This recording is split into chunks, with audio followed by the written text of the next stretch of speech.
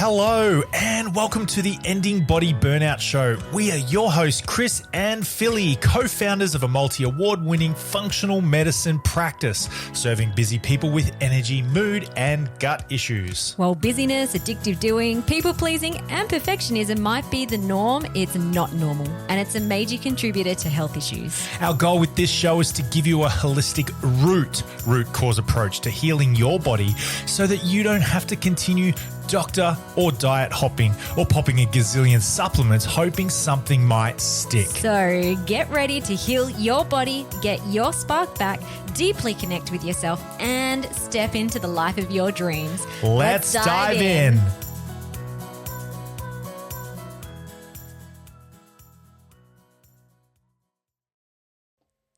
Hello and welcome to the podcast. We have an epic episode for you today. Chris and I just finished interviewing one of our fabulous clients, Grace, who has completed her Ending Body Burnout journey, just recently graduated, which is always really exciting. Bittersweet, sad when clients leave us, because it is just such a special space and such an intensive space when you're in the space of healing and growing and transforming, but also so sweet because she has what she wants, which is really cool. Now, today we take you through, or Grace really shares her story around why she came to us. She was really struggling with a lot of more life pain, really exhausted of running perfectionism patterns, overdoing patterns, always responsible for others, trying to fix everyone else. And she came to us because she resonated with our way of healing and also with my own ability to be able to let go of, rewire, reprogram perfectionism, overdoing patterns that led to my own chronic health issues in the first place. Interestingly, Grace then started showing signs of an old chronic health issue of vestibular migraines, which were really bad and happening almost every day. They got so bad that she was vomiting, diarrheaing, and would end up in bed for 17 hours. So had some real physical things happening in her system as well. And I love as we go through Grace's journey, because she was the type of person that was like the health nut, always going 110%, trying to be healthy, trying to get to the root cause, trying to eat better and build a healthy home and like get rid of toxins and all that sort of stuff. Take the supplements, do all the lab testing. So we dig into that, and also the way that she was trying to heal herself. The old way was actually the same reason why she developed breast cancer in the past in the first place, and why she was feeling exhausted with her way of being and her life and the really bad vestibular migraines. So we talk about the physical, but we really dig into the metaphysical side of her healing journey, which we call the root cause. So what is the deepest fear that you have about yourself, which will keep your body unsafe and unable to heal?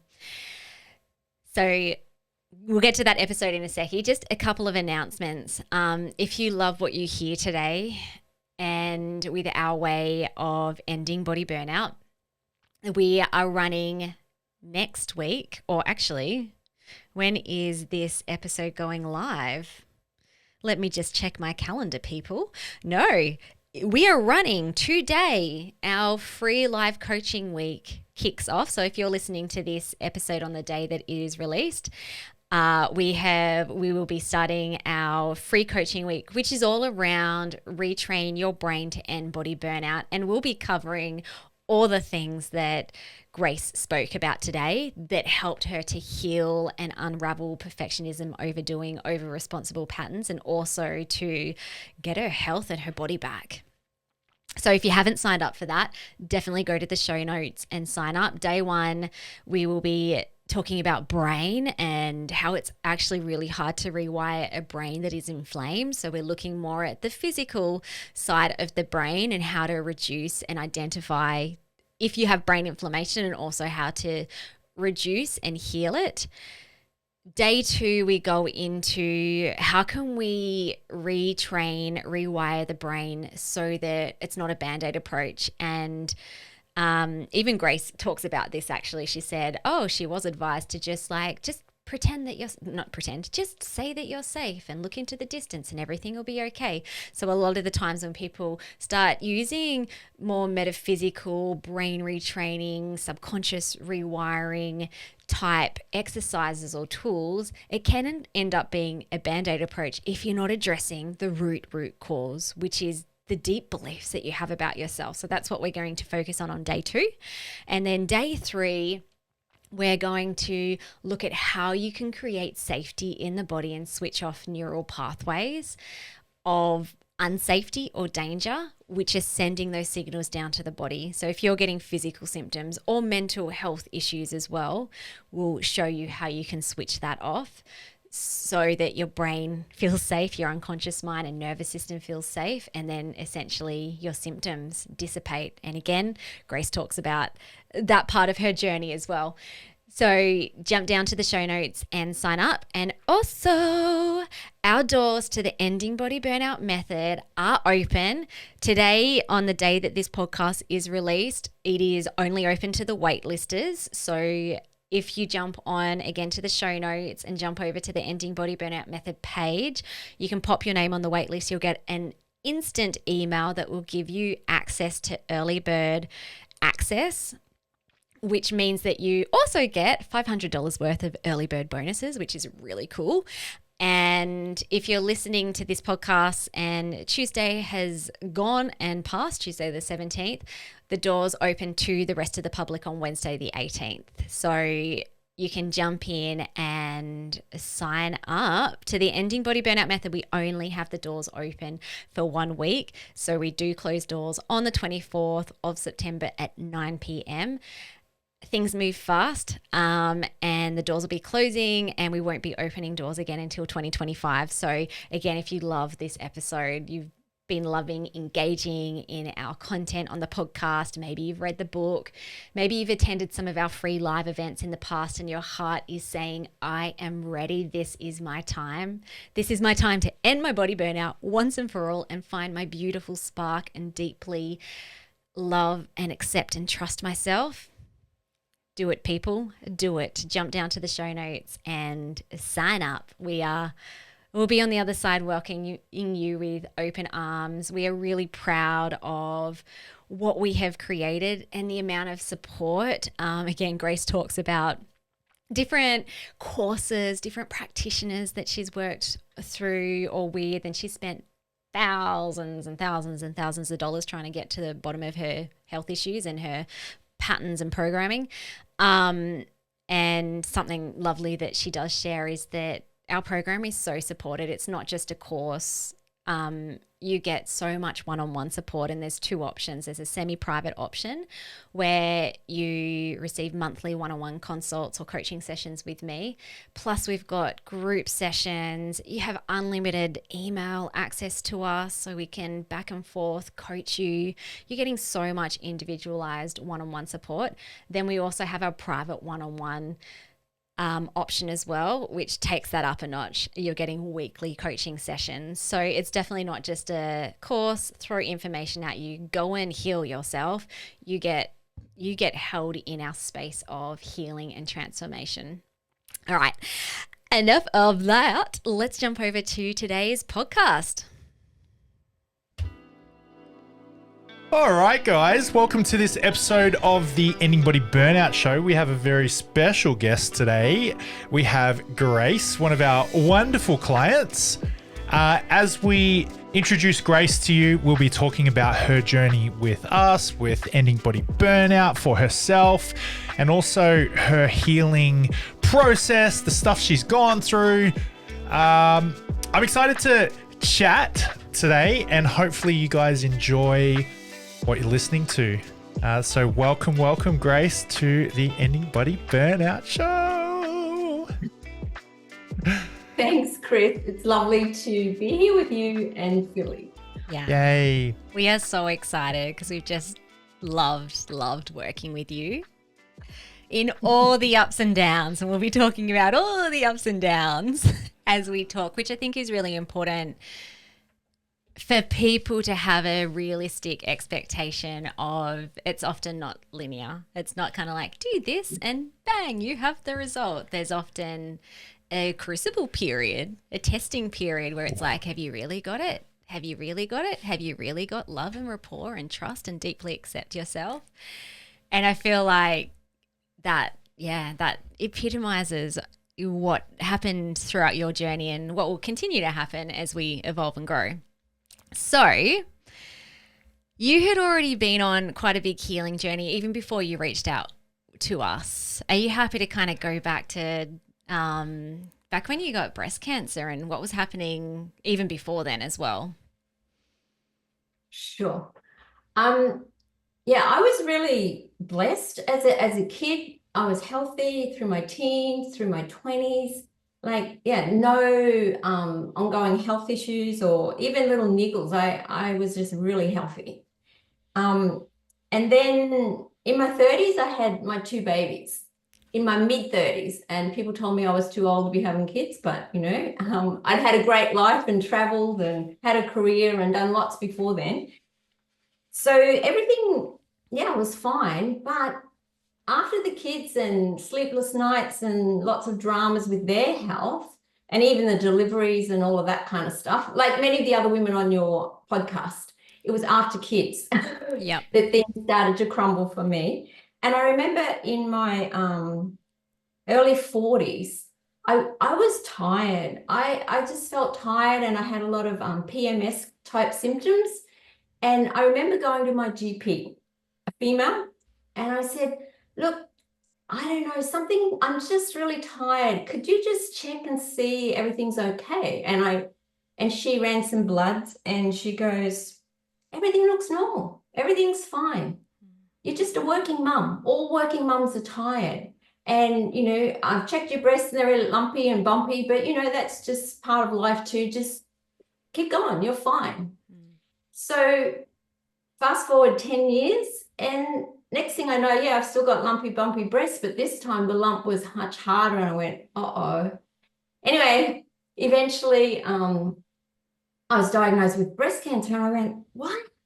I was so shocked because, other than feeling tired and reaching out to my GP, there was nothing else that I could point at. And I thought, how does a healthy body get breast cancer? This doesn't make sense. And, all my friends would go, if you can get breast cancer, anyone can get it. And like I'd never been overweight, I'd never drunk alcohol, I'd never smoked, I ate well, and I breastfed both my kids forever. Like I did everything that I knew to do to prevent this happening. And here I am being, living the nightmare basically. And this really was difficult for me because, yeah, I worked at a university, I've got a research background, and I just went, how does this happen? And, I did the research and went, 1 in 8 women get breast cancer. And I go, okay, well, what's different about the one? Why does that one get it, but the other 7 don't? Why aren't they researching into, what's going on for that one? And I remember asking my medical oncologist and my surgeon lots of questions, and they go, you're making this too hard for yourself. Just accept you've got it. You're unlucky. You're one of the unlucky ones. We don't know. Just do what we tell you and it'll all be over and you'll be okay. But, I just couldn't accept it. So then I went on this 10, 12-year journey. And I mean, it was a journey. I did all sorts of tests. I worked with lots of integrative GPs. I even traveled to the US and went to a integrative cancer treatment place, paid all this money, had all these tests done. And I was looking for the root cause because I thought, well, once I find that root cause and what caused this, then I can fix it and then I'll be okay. So, low vitamin, like lots of things came up. I had low iodine, low vitamin D, low zinc. My hormones were all over the place, low progesterone, high estrogen. I had polymorphisms. I checked for gene problems, and they explained and predicted that perhaps estrogen metabolism was a problem for me and therefore breast cancer more likely. And then I changed my diet. I changed the house I live in. I got rid of EMF. I bought a far infrared sauna. I bought red lights. Like I went all out, and You I were the spent like epitome of the health nut. exactly. And all my family around me was saying, like, I even built a healthy home. I worked with builders and designed how I could turn the electricity off to my bedroom at night. I checked the block before I bought it for EMF and used low tox, natural materials, went above and beyond to get it right. It was like I did everything else in life. I got to get it right. I've got to do it properly. But all my family are looking around beside me going, you're crazy. You're causing yourself so much stress to prevent health problems, but all this stress you've created around getting it right and being healthy is going to kill you. What are you doing? You're crazy, lady. But I didn't know how to do it differently, Philly. I only knew how to do it the right way. And, all like Chris would say, I got stuck up a should creep. I should do this. Got to do that. I have to do this. And I was relentless. But now after doing your program and stepping back, I realized that I just put another load on my back and I just made it harder for myself. My intentions were good, but I was coming from a place of fear, not from a place of love. Yeah. But at the point, I didn't know any other way to operate. And, I'm not young now. I'm in my 60s now. So I've been running these programs and these patterns for 40 something years. And I am pretty stubborn. And I just didn't know what else to do. So there you go. That's a little bit of a background. Well, So good. it's an awesome background because I feel like so many people will relate, especially for people who have been on this root cause journey for years and years and years and years. And I was one of them as well, where it was driven from a place of fear and like prevention as well, but fear, massive amounts of fear and perfectionism patterns and going all in, and it's just perpetuating the cycle of scariness. Like it's unsafe. You have to go 110% and beyond. And therefore it keeps your brain and your unconscious mind in this constant trauma loop of like, it's not safe to be me. It's not safe to be in the world. So yeah. And that was it, Philly. Even before the breast cancer diagnosis, my whole focus in life had been prevention. Like as a teenager, people said, oh, why don't you do medicine? Like I was interested in health. I've always been fascinated with the human body and health. And people said, Grace, why don't you get into medicine, And I went, no, I don't want to be a doctor that fixes people when they're already sick, or a pharmacist that already works with someone when they're sick. I want to prevent health problems.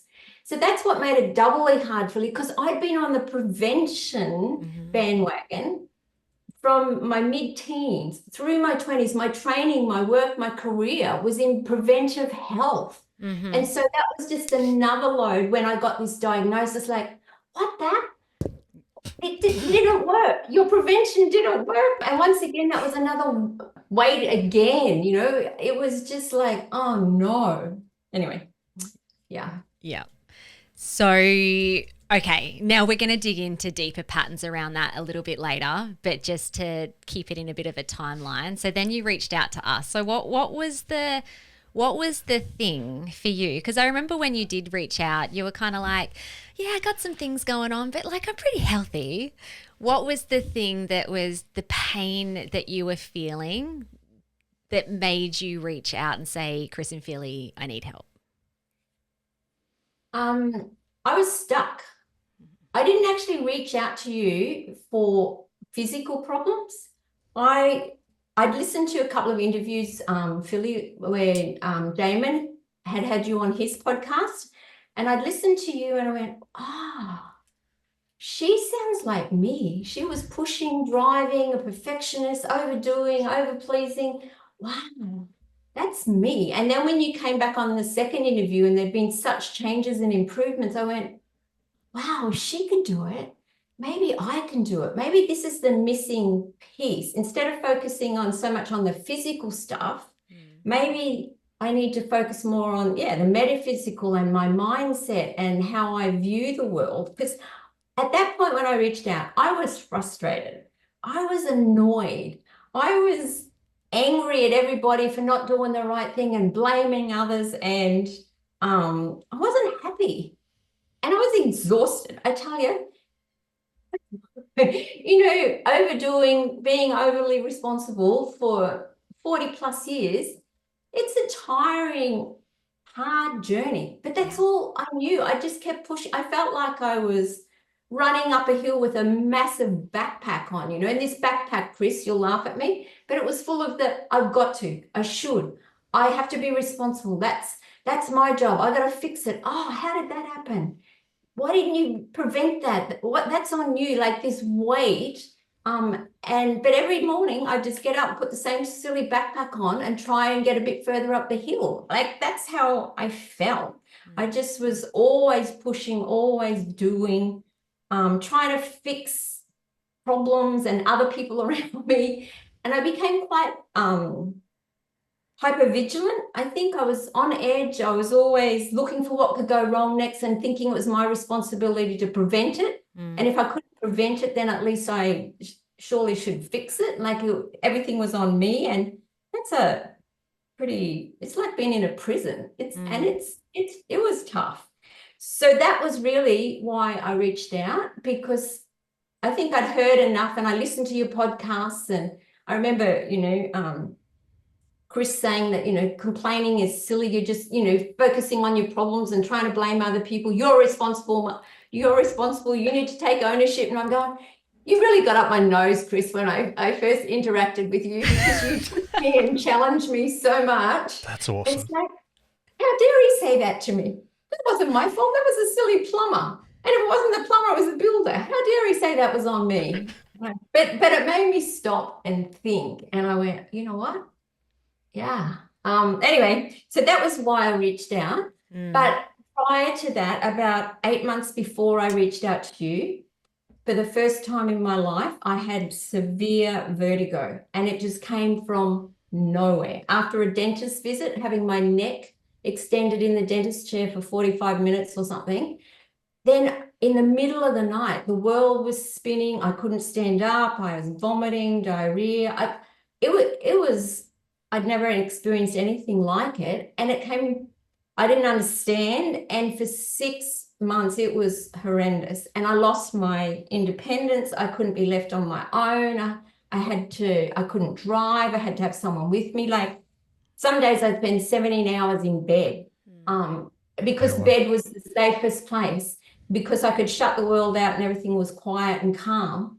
But then it even happened a few times in the middle of the night when I was asleep. I'd wake up and it would hit me. And so that was really, really difficult. But I had, when I reached out to you, I'd found a vestibular physio and done some work on my neck, and things seemed to have improved. So I didn't actually even reach out to you because of that. I reached out because I was just not very happy and exhausted and sick of my life, basically. And I thought, if Philly can do it, maybe I can change too. We've both got PhDs. We can do it. Now, can I just, because I think that this is really important. So when you said it came out of nowhere, it didn't actually, because there was a pattern where you'd started some coaching to dig into some things, and then the vestibular migraines came, like the onset sort of happened around the same time as the dentist appointment. And then when you started working with us and we're going into the root cause, not just the root cause, we're going to the root cause, then your body kind of freaked out again, yeah? Yeah. Yeah. Yeah, I was in remission when I started working with you, but then when I started working with you, then it flared up again. Yes, exactly. Okay. Now, if someone's listening, they might be like, holy crap, I'm not going into the root cause. What if I get worse? It wasn't necessarily that you got worse. It was that it was like, Grace, you're going to solve this issue, and we're going to make sure that you get signals that are loud enough that you can't run away. Yeah. Yeah. They definitely were very, very loud, and I couldn't ignore them. Couldn't ignore them. Yeah. Okay, so the first step often with our clients is we start off with more body systems. It's like, all right, let's get some bodily specimens, some poo, wee, or spit, or maybe blood, and let's have a look into the body. Now, you'd already done so many functional lab testing and genetic testing and everything before you met with us. So that phase of the Ending Body Burnout Method, I did suggest a couple of things. Are you happy to just speak into what was found on your test results, how it made you feel, how it made sense to what was going on? So we did adrenal testing and organic acid tests that look at the brain, detox pathways, mitochondria. Yeah, I hadn't done an organic acid test before, despite the numerous other tests I've done. So I was kind of fascinated to see what would show up. And it came back saying that, yeah, I had stage 1 adrenal fatigue, which kind of made sense because I had been so stressed for so long. So, when my cortisol levels were really high, that made sense. I was hypervigilant. I couldn't relax. I was go, go, go, go. So it all made sense, except often with adrenal stuff, people start feeling low energy, but I didn't actually, I wouldn't have said that I had low energy, but really I was masking it. I was medicating it because I was drinking copious amounts of tea, caffeinated tea, and that's how I would get through my day. So, 4 or 5 cups of tea, and then I'd, put hot water in the tea leaves and go again. And so I realized that, my real energy levels were probably lower than I was experiencing because I was bumping them up with the caffeine. I think it came back, I had low vitamin B, which would also make sense because of the high stress levels. Low serotonin popped up, and and my mood, I guess, the anxiousness, just not being happy in life, I think that all made sense too. And then I think candida overgrowth showed up, but that surprised me because I didn't have any gut symptoms that I was aware of at all. So that one surprised me, Philly. The others all made perfect sense. Yeah. I mean, candida can, classic symptoms would be you've got thrush, or you've got a really white tongue, or fungal growths on your skin. But it can have so much neuro effect on the brain as well. So it's like very inflammatory. So it has been linked to things like anxiety, depression, brain fog, all that sort of stuff. Oh, really? I had no idea. Oh, did I not tell you that part? That is so funny. I was probably talking about something else. I've got, been doing the treatment, but okay, so that's anxiety as well. Yeah. Okay, now for you though, so yes, so we started supporting those areas of the body for exactly what you needed, but I think the biggest thing that made the biggest difference for you is really diving into what we call the root cause, the greatest fear that you have about yourself, the unkind beliefs you've created, and the patterns that are stemming from there, which essentially is what causes body systems to burn out and for health symptoms or mental health symptoms or just pain in life to show up. Shall we go there? What did you discover? Sure.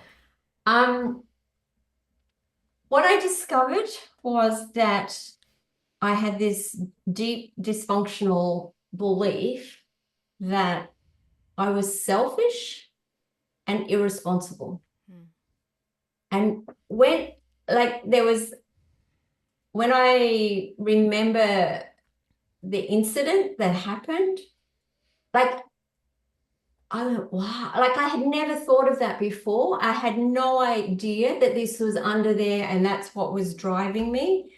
But it made sense because I think I've spent most of my life trying to prove to myself and prove to everybody else that I am caring, and I am responsible, you know, but I went overboard, Philly, because I believe deep down that, you know, if I'm selfish and irresponsible, then I have to even go above and beyond to prove I'm more than just caring. Like, I went to over caring. I was looking after everybody and everything. And as far as responsible goes, I just became overly responsible. I used to refer to myself as the responsible superwoman. And I think my kids, my family, everyone just said, oh, Grace will do it. Grace will fix it. You know, and it had become my identity. So much of who I was wrapped up in what I did. Yeah. But the doing was coming from, an unkind place. And when I went back and reviewed that incident, I wasn't selfish and I wasn't irresponsible. I'm not responsible for other people's choices and actions. And in this case, an accident happened. I was involved, but it wasn't my choice. Like, that person made a choice, and there's no way as an adult I could have been, I could see that I wasn't responsible. But as a little kid, I thought it was on me. And, I guess that was so deep, even I didn't realize. It's okay. We'll pause. Anyway, so are you happy to share the incident? Because I think this is important, because when people start doing this work, or even if they're just listening to our podcast or whatever, they kind of say, like, we get this a lot, but I didn't have I wasn't abused. I didn't grow up in a domestic violent relationship. Like, a lot of people feel like they discount the stuff that's happened in their childhood if they haven't experienced what people call big T trauma. Yeah, and I hadn't experienced big T trauma, and I wouldn't have even thought this event was traumatic. But when I was working through the timeline that you asked me to do up, Philly, I talked to my mum about this incident, and she goes, what are you even asking these questions for? That was no big deal. Nothing happened. I didn't have to take her to hospital. I don't remember too much. What are you talking about? And I went, what? She doesn't even remember the details. So for the listeners, just sure. like the little incident that happened, it was your sister got burnt. Yeah. So I was about, I don't know, I think maybe 6 or 7, and my little sister probably would have been, if I was 6, my sister was maybe 2, something like that. And I decided that I just wanted to go and have some alone time. I wanted to do some drawing or writing or do something just by myself, right? I had 3 siblings. I was the eldest. And so there was always people and other kids around. So I went into the bedroom. We shared a bedroom, and I shut the door. But the door handle was high, and I was smart enough to know my little sister wouldn't be able to reach it. So my little sister was not happy. She started ranting and raving and let me in. And then she went, and I wouldn't let her in. And so then she went and got a felt pen and a marker and scribbled all over the door. And then when my mum saw it, Mum said, Linda, you go and clean that off. That's a mess. You shouldn't have done that. Go and clean it off. And my little sister, she went into the bathroom, and we had a deep bath, and she turned on the hot tap, and anyway, it was boiling hot water. We didn't have it, thermoregulated back in those days. And she fell in under the hot water tap trying to wet the cloth that she had to clean the door. She fell in, and the hot water burnt her. And I remember the screams as she then jumped out of the bath and ripped off her shirt, but she ripped off all the skin on her back. And I remember being in the other room, doing my selfish drawing and hearing the screams. And I just felt like, you've done this. If you hadn't been so selfish and wanted that time on your own, this never would have happened. And it's your fault. You weren't responsible. You were older. Why didn't you prevent this? You could have prevented this whole incident. And so that's where it happened, I think. Yeah, it's And huge. the going into the room it was self-care, and I can look back now and say that's reasonable. Everyone needs some time on their own, and it wasn't really selfish. But as a young kid, I went, oh, how selfish were you? Why couldn't you have let your little sister in? What the, you know? What a And then bad person you are. yeah, yeah. So, and that explains so much of my over caring and over responsibility. Yeah. Yeah. Wow. Can I point something out that I've noticed? This is this is a criticism, not PhD backed at all, but it's so common. I can't help but notice it so many times. Over caring, overdoing, over perfection. This over nurturing and breast illness, breast cancer. I've noticed this so many times. I'm not, maybe this can be my PhD, whatever. But I've noticed it so many times, over caring, over nurturing, and breasts. Yeah. It's so common. And it just doesn't surprise me that this happens now. I almost wait for it to be brought up. And then we tie that back. It's like, okay, that's a data point, and then a significant emotional event, not a big T trauma perhaps, but a significant emotional event that self-care is selfish, and then you prove and you adopt the pattern of proving, defending. No, I am caring. I am caring. I am caring. I am responsible. I'm nurture. And you give and you care. And then it just becomes a cancer. It's so common. And then if you fast forward to then when you started getting the vestibular migraines and stuff as well, it's like, you know what? Let's actually give her something that's going to put her into bed. Put her into bed so that she literally can't look after anyone else because she's in survival mode. It's kind of like the unconscious state is so clever. It sounds like it's nasty, but it's actually the most loving thing that your unconscious mind could have done for you. Because it's like you were exhausted, you were sick of running those patterns, you weren't happy, and it's like, great.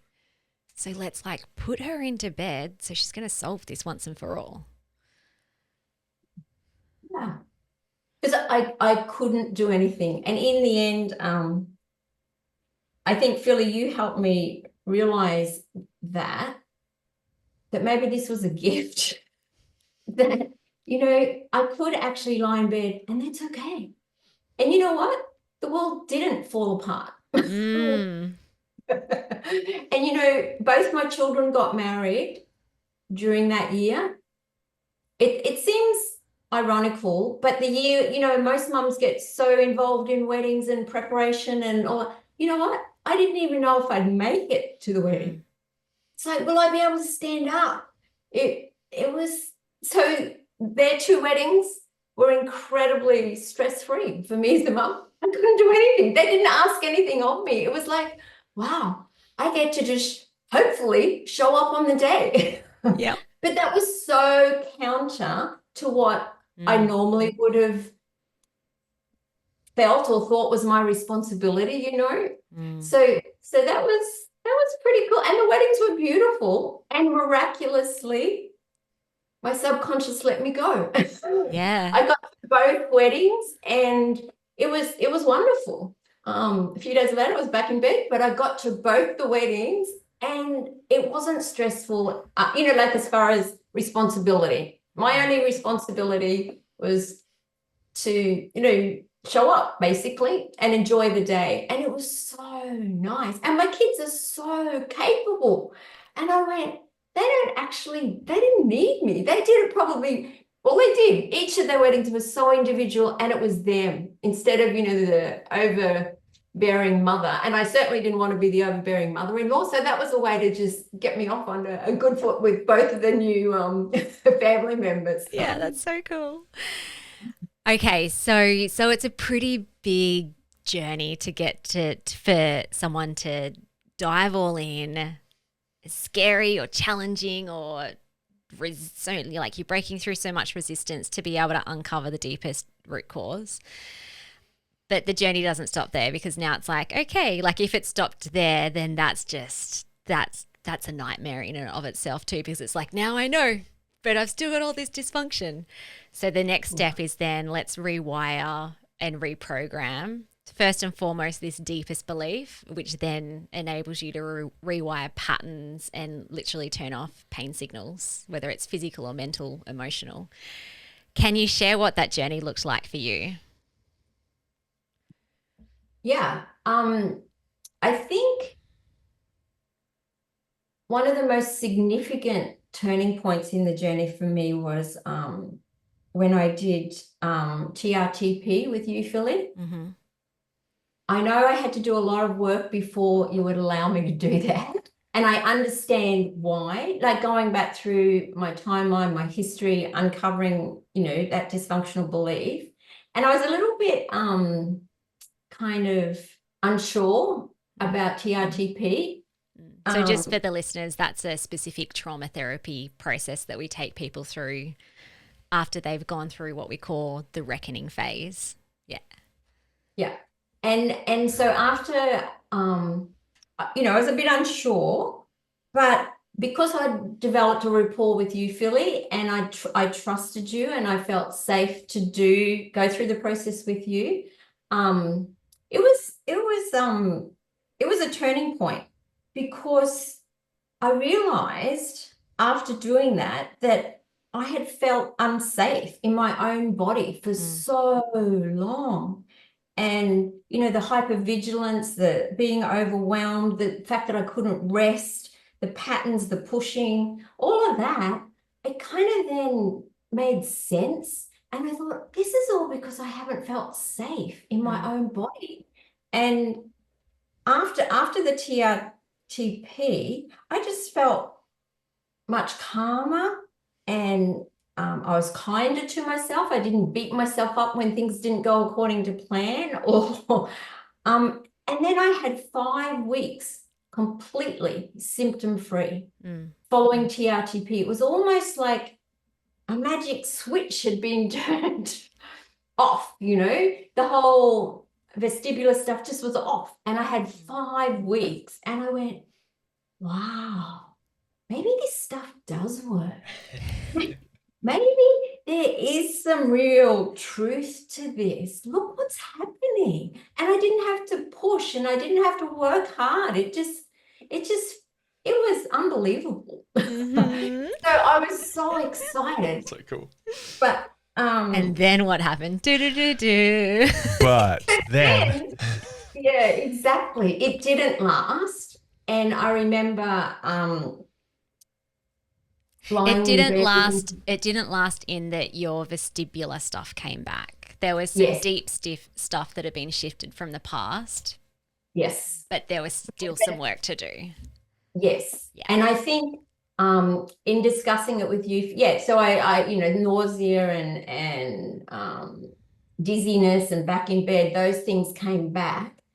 And then I remember talking to you, Philly, and realized that some of my old patterns had crept back. And because I was feeling so good, guess what I did? Let's do more. Let's do more. And there I was back, doing lots of stuff because I felt so good. And it was like, so once again, it was a bit of an enforced time to review. And so once again, I had to just surrender and go, okay, it's time to go back and rest and surrender and trust this process, trust my body, and keep reprogramming and working on my subconscious and my patterning. And it was good to talk to you through that period, because you do need support. Like, you can't do this stuff on your own. I used to really hang off, I loved our chats every month, and I'd write everything down and then revisit what you'd said, and I go, okay, healing isn't the flick of a switch or a straight line in a trajectory. It's a spiral. You go up, you come back, and then you have to embed those lessons and go forward again. And so, yeah, I did learn it. It wasn't easy, but I did learn to surrender, and my body came through. It was amazing. Yeah. So cool. I just love that. I mean, I've experienced that for myself as well. If anyone listening has listened to a lot of our podcasts, there was one where I talked about the magic moment, my histamine and like gut issues completely switched off.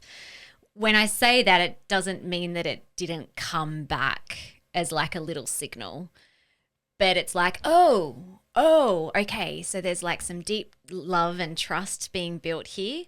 But it's kind of like the testing phase where the unconscious mind is like, okay, yeah, I'm wanting to trust you. I think I can. Yep, I'm like maybe 70% there, but oof, you just did that thing, or you just had that thought pattern, or that behavior that you said that you would never do again. It's popped up again. And so it's like your whole system is working for you to help you move into the next version of yourself that allows you to have more of what you want. And I just think it's so clever. It's so clever. And it's good for people to hear that as well, because if someone has a bit of a flare up or they have gone like, wow, I've been symptom free and this is working, and like, oh my gosh, I'm healed. And then all of a sudden it's like, bang, something flares up. That's not a sign that you haven't done the work. It's also not a sign of going backwards. It's just purely the testing phase, and or you've moved into a new level of growth where there's like, oh, haven't been this type of person before. How am I going to live my life now? And it's always like your system's always helping you to move into alignment with self. Yeah. That's so cool. Thanks for sharing.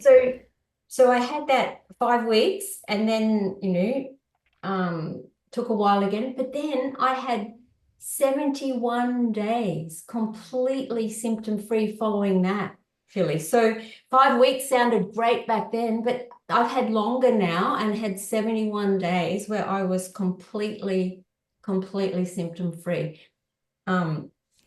So yeah, can I just say that one thing that I think really helped was once again, it was your good advice, Philly. And Philly, you'd said many times not to focus on what I didn't want, but to focus on what I did want, and that my body would follow my mind.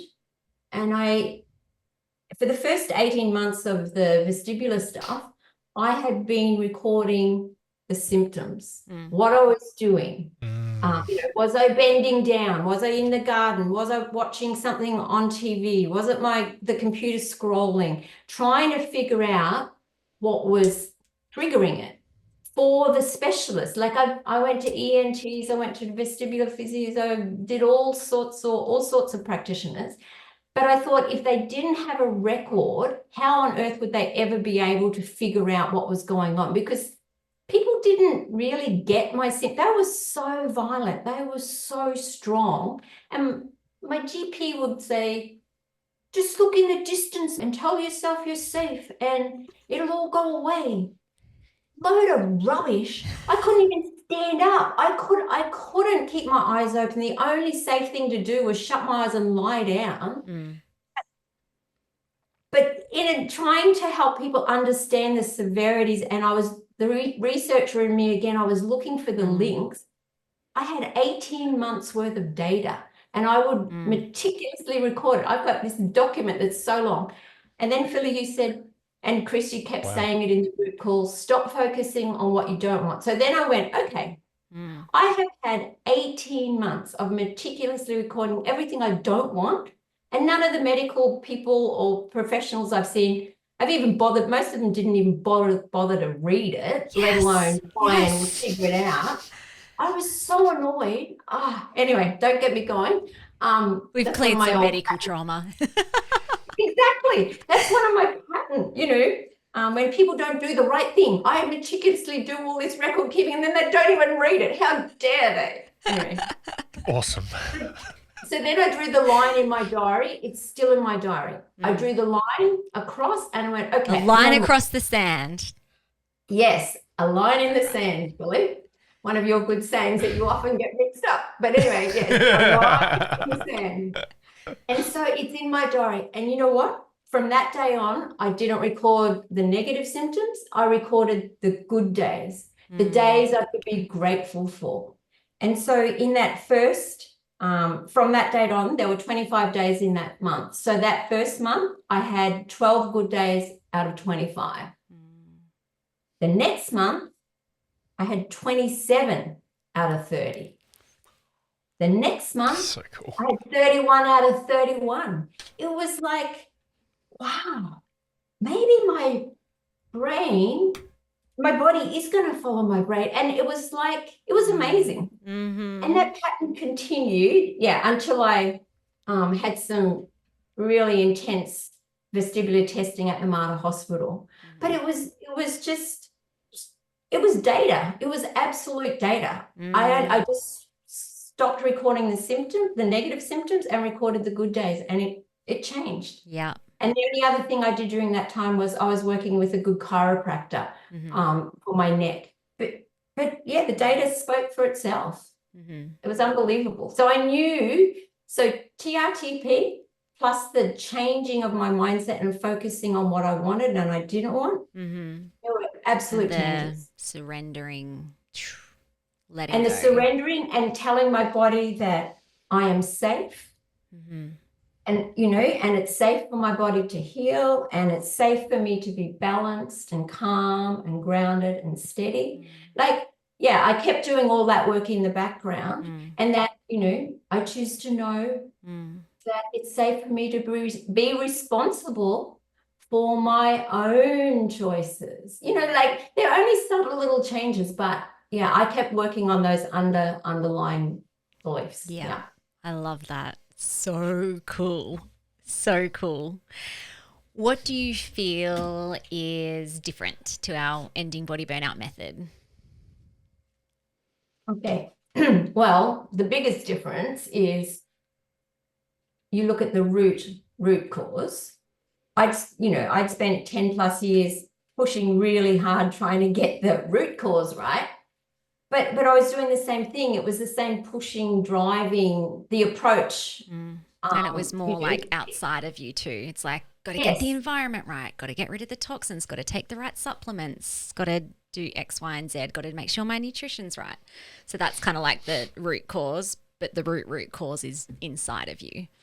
Yes. And so that's what made the difference. And those questions about why I did what I did, what drove my behavior, what beliefs were underneath there. So that made all the difference, because then that's what was driving the whole thing, like driving the burnout in the first place. Is this machine underneath that I hadn't really realized was so powerful. It was driving everything. So the other thing that I would like to say about the Ending Body Burnout method that is being different from, that's obviously the main difference. And it's certainly what I needed. But the other thing on a practical level, I have done many courses. I have spent money on lots of courses. And the thing that I really liked, I had to fix it, Chris. It's my responsibility. I had to fix it. I had to fix myself. And the more courses I did, the more I knew, the more knowledge I had, the more testing I did, surely I'd be able to fix it. Yeah. But the thing that I really, really liked was your little 10, 15-minute videos. They were short.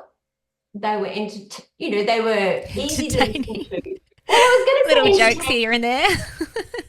I find Chris entertaining. I find him annoying sometimes too, but he's also very entertaining. I think everybody who's ever known me will say the exact same thing. Entertaining and annoying. My whole life, that's here lies Chris Billette, dead, and we gather at his funeral. The most annoying person that was entertaining. Sorry. I need to laugh. And yeah, you were great, Chris. but so the two of you doing it together, I thought that was a lovely balance. But the fact that they were just short 10 to 15-minute little videos was great. It wasn't information overload. But the biggest thing was the outlets, because that made me apply what I'd heard to myself. I had to think about it. I had to look at myself and what I was doing, my patterns, my beliefs. Most other courses I've done, it's just information overload, and like you get so much information downloaded, and they assume that if you've got the information, then you're going to change and life will be fixed. But they don't.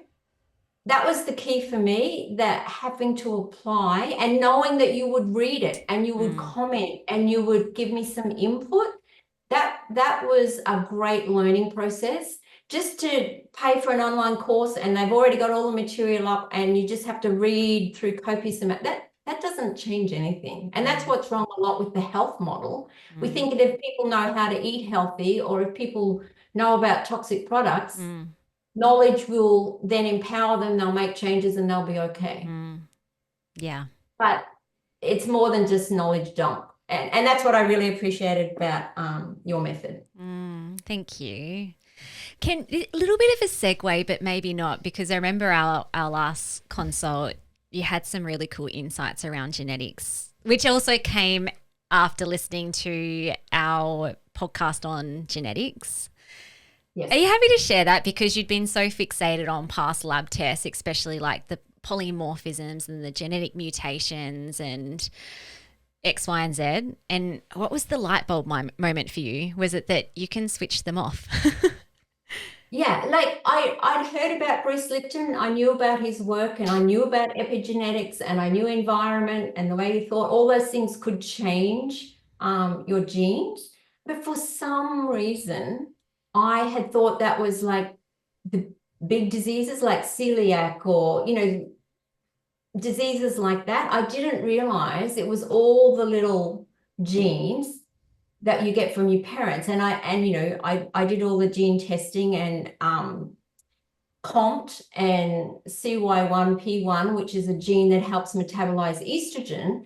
Both of those two genetic polymorphisms gave an explanation for my poor metabolism of estrogen and setting me up for breast cancer. So I thought, it's in the genes. That's what I've been dealt. So then I was taking supplements to try and support and help that. And I don't know why I didn't understand that they could be switched off just like, the big disease genes. I just thought, well, they're the genes I've got. That's just what you've got to work with. But it wasn't until your podcast I went, oh, hang on a minute. Even those ones can get switched off. So I don't have to be on these supplements forever. I'm not broken. I just need to stay safe in my own body and not be in fight or flight. And everything will calm down and then my body can go into rest, digest, and heal. Yeah, I love it. So what does life look like now? What does life look like now? I am much calmer and I'm much more aware of my state. Before, if anything, I'd just have another cup of tea and push through. Whereas now I find that I'm checking in and going, do I feel safe? Do I feel calm and confident?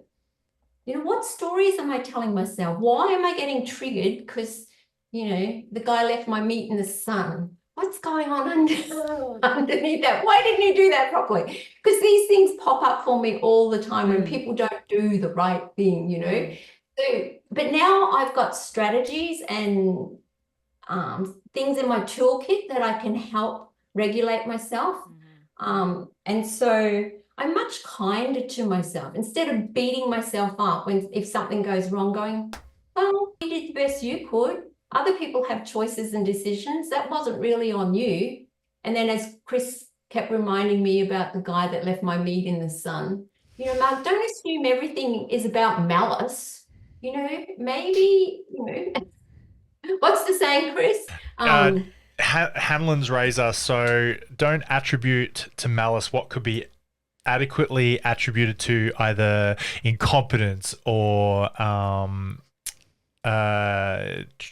what's that word where they're not thinking about Stupidity? you? Oh. Yeah, I think it's stupidity, but Yeah, when just someone's being not thinking mean. about you, what are they doing? They're unthoughtful, insensitive. Yeah, obliviousness. I forget the word.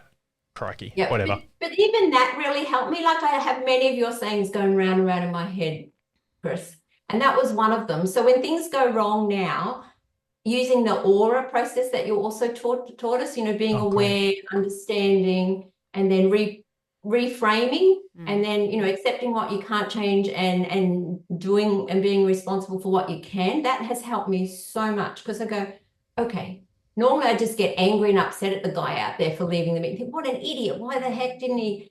And I went, no, he just probably is incompetent and wasn't thinking. But don't get angry and upset and let him rob you of your peace.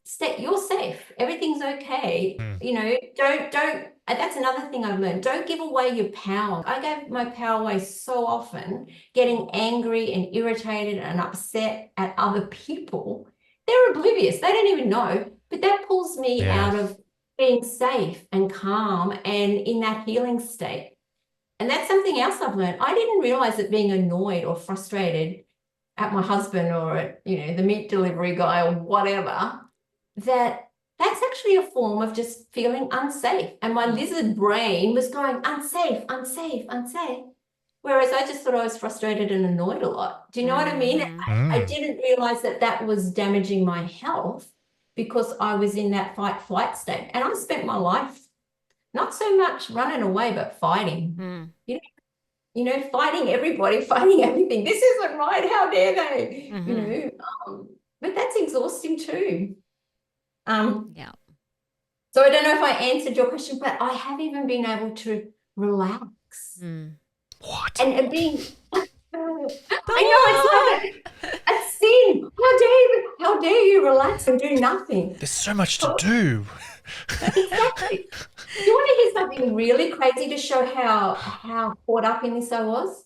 I remember my sister saying to me one New Year's Eve, she said, what are your New Year's resolutions going to be for the coming year? And I looked at my sister and I went, you know what?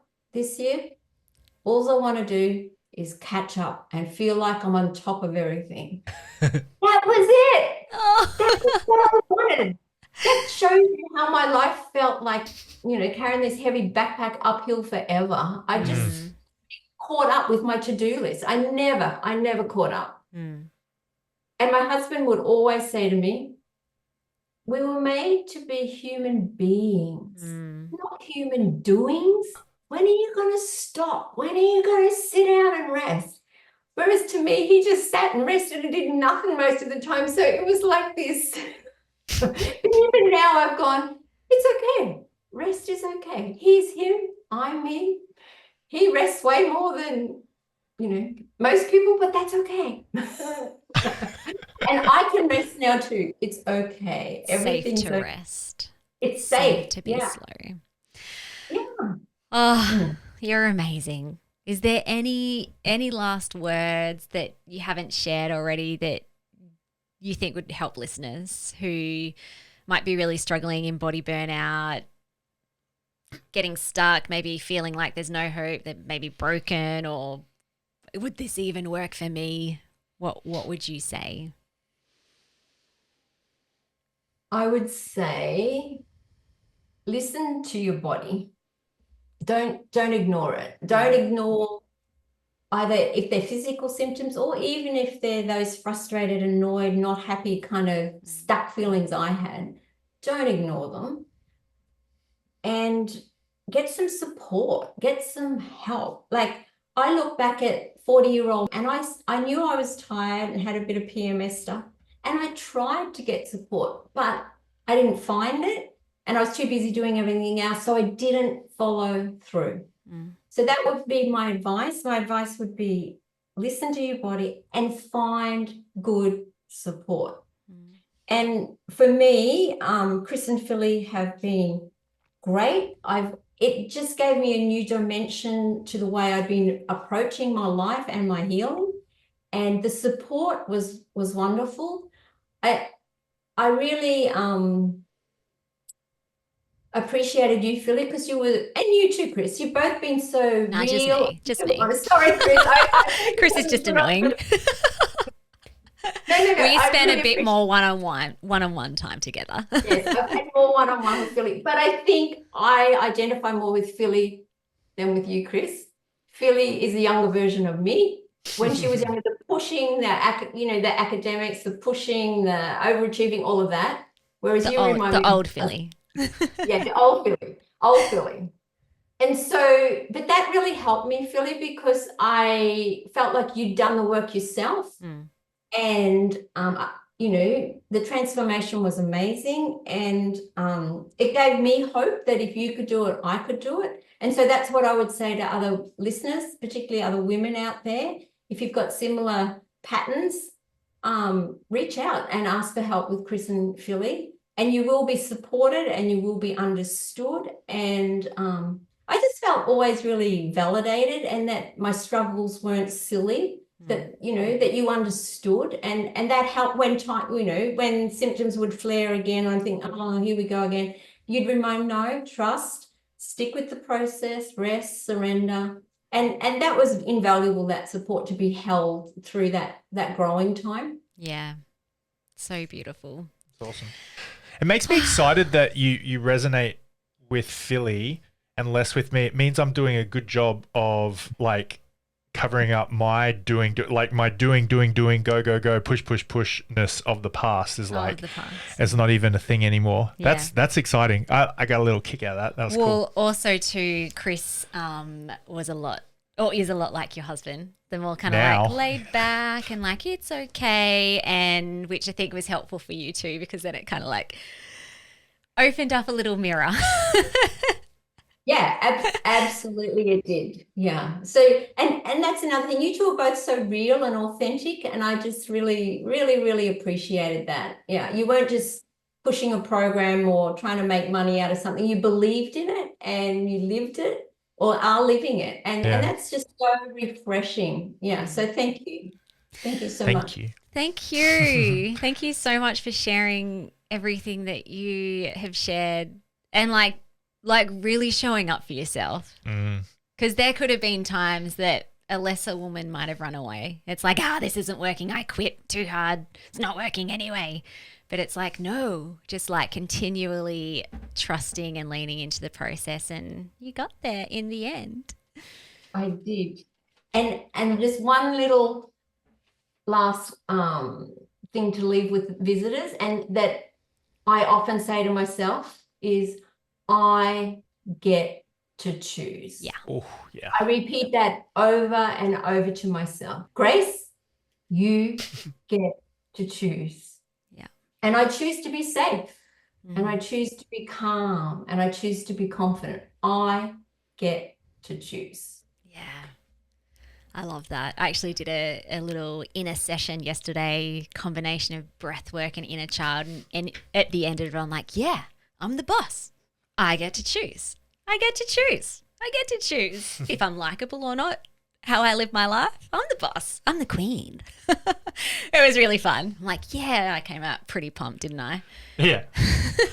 And all us, me and the girls, were just sitting on the couch. We're just chilling or cuddling. I had a kid in each arm, just sitting there, legs up on the beanbag, and Philly comes out, I'm the boss. I'm like, good on you. You are the boss.